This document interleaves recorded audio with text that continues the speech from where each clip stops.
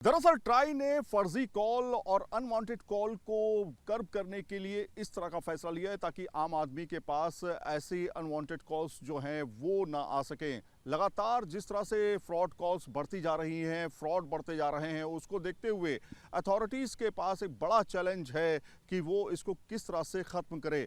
लेकिन लगातार online fraud, banking fraud बढ़ते जा रहे हैं और इसके पीछे सबसे बड़ा कारण है कि जो कॉल्स आ रही हैं जिसका आपसे कोई लेना देना नहीं है, उसके बावजूद आप उसको अटेंड करते हैं और ये तमाम अलग अलग माध्यमों से आती हैं, अलग अलग नंबरों से आती हैं। यही वजह है कि ट्राई ने फैसला लिया कि ऐसा कदम उठाया जाए। अक्सर साइबर क्राइम किसी कॉल या एसएमएस से शुरू होता है। आपको किसी टेलीमार्केटिंग कंपनी की कॉल आती है या किसी गवर्नमेंट इंस्टीट्यूट को इम्पर्सोनेट करते हुए कॉल आती है। आपको लगता है कि वो किसी सरकारी संस्था से कॉल है या गवर्नमेंट डिपार्टमेंट से, और आप उसको फॉलो कर लेते हैं।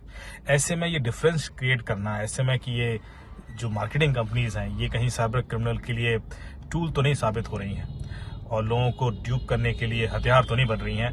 ट्राई ने एक बहुत अच्छी पहल की है।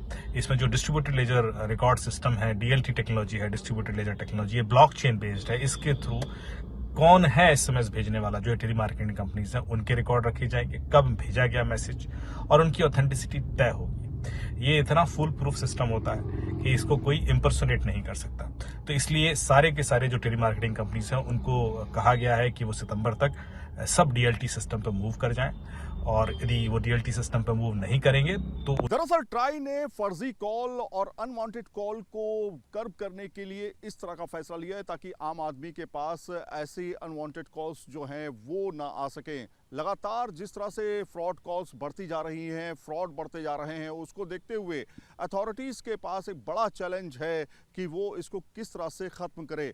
लेकिन लगातार ऑनलाइन फ्रॉड, बैंकिंग फ्रॉड बढ़ते जा रहे हैं और इसके पीछे सबसे बड़ा कारण है कि जो कॉल्स आ रही हैं जिसका आपसे कोई लेना देना नहीं है, उसके बावजूद आप उसको अटेंड करते हैं और ये तमाम अलग अलग माध्यमों से आती हैं, अलग अलग नंबरों से आती हैं। यही वजह है कि ट्राई ने फैसला लिया कि ऐसा कदम उठाया जाए।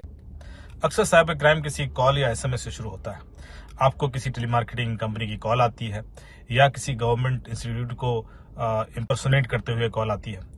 आपको लगता है कि वो किसी सरकारी संस्था से कॉल है या गवर्नमेंट डिपार्टमेंट से, और आप उसको फॉलो कर लेते हैं।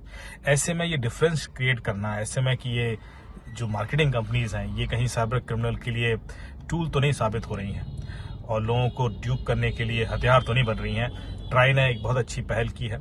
इसमें जो डिस्ट्रीब्यूटेड लेजर रिकॉर्ड सिस्टम है, डीएलटी टेक्नोलॉजी है, डिस्ट्रीब्यूटेड लेजर टेक्नोलॉजी, ये ब्लॉकचेन बेस्ड है। इसके थ्रू कौन है एसएमएस भेजने वाला, जो टेलीमार्केटिंग कंपनीज हैं उनके रिकॉर्ड रखे जाएंगे, कब भेजा गया मैसेज, और उनकी ऑथेंटिसिटी तय होगी। ये इतना फुल प्रूफ सिस्टम होता है कि इसको कोई इम्पर्सोनेट नहीं कर सकता। तो इसलिए सारे के सारे जो टेलीमार्केटिंग कंपनीज हैं उनको कहा गया है कि वो सितंबर तक सब डीएलटी सिस्टम पर मूव कर जाएं, और यदि वो डीएलटी सिस्टम पर मूव नहीं करेंगे तो वीडियो जर्नलिस्ट सुमेंद्र के साथ Syed Aamir Hussain, news nation, Delhi. News nation अब व्हाट्सएप पर खबरों की ताजा अपडेट के लिए न्यूज नेशन के इस क्यूआर कोड को स्कैन करें।